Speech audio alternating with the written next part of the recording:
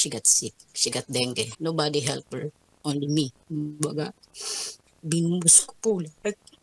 Hindi ultimo birthday ko, hindi ako nabati. I met someone na nagkaroon kami ng relasyon. But alam ko na may anak siya at may asawa. Pero naghiwalay din po kami. Kasi ang usapan po kasi namin, nung pinayagan ko siyang umuwi dun sa province nung anak niya, which is andun din yung tatay nung bata. Aayusin niya lang daw. Papaliwanag niya daw dun sa ex-husband niya kung anong meron siya ngayon. But hindi nangyari po yun. I spend time, money, effort.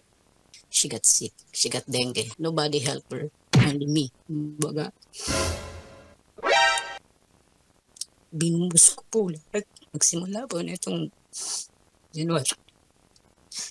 Hindi na kami naging in good terms hanggang sa we broke up this last month. Kasi hindi ko na maramdaman yung presence niya. Oras na lang po yung hinihingi ko. Hindi ultimo birthday ko, hindi ako nabati. Kasi lagi niya sinasabi, importante lang yung anak niya.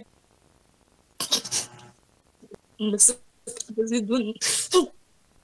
Ang nalaman ko may pagbalikan pa siya sa lalaki.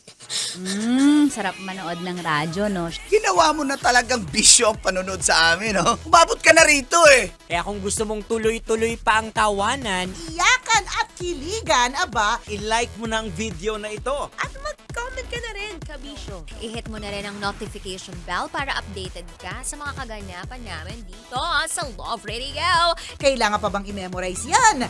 Basic.